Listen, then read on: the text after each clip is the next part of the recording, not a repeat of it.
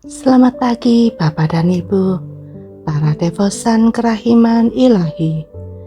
Bacaan hari ini dari buku Harian Santa Faustina, nomor 166 sampai dengan 168.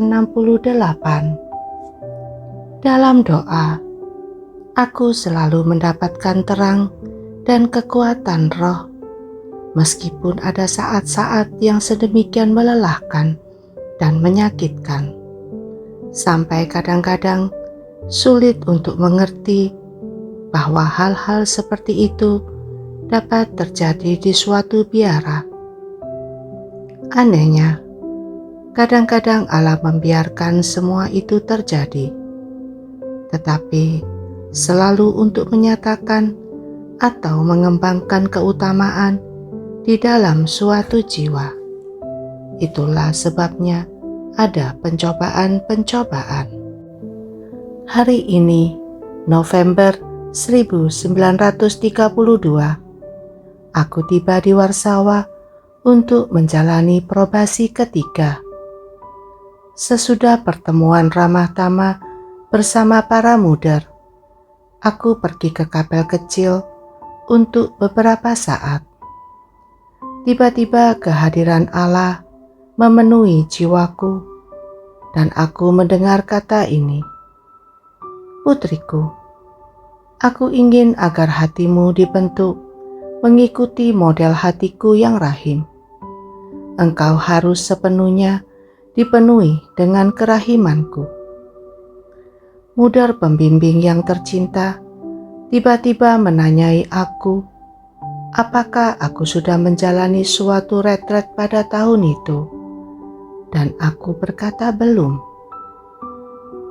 "Kalau begitu, engkau harus menjalani lebih dulu suatu retret sekurang-kurangnya selama 3 hari. Syukur kepada Allah, di Walendo sedang dilaksanakan suatu retret 8 hari, dan aku dapat ambil bagian di dalamnya. Tetapi kesulitan-kesulitan muncul dalam kaitan dengan kepergianku ke retret itu. Ada orang yang sangat menentang kepergianku, dan tampaknya aku tidak dapat pergi.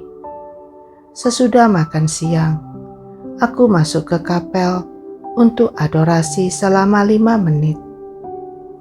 Tiba-tiba aku melihat Tuhan Yesus yang berkata kepadaku, "Putriku, aku sedang mempersiapkan banyak rahmat bagimu yang engkau akan terima selama retret yang akan engkau mulai besok pagi." Aku menjawab, "Yesus, retret itu sudah dimulai dan aku konon tidak akan pergi."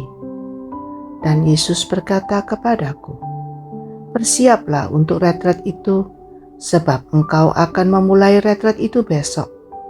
Dan mengenai keberangkatanmu, aku akan mengaturnya dengan para superior."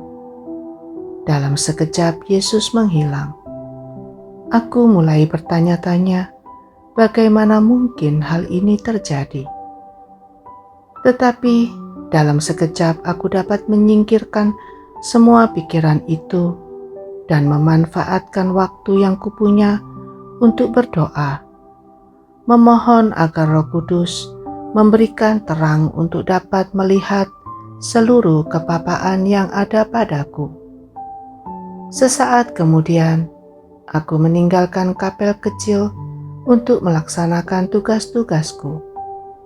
Sekonyong-konyong, Muder Jenderal memanggil aku dan berkata, "Suster, hari ini engkau akan pergi ke Walendo bersama Muder Waleria, sehingga engkau dapat memulai retret itu besok."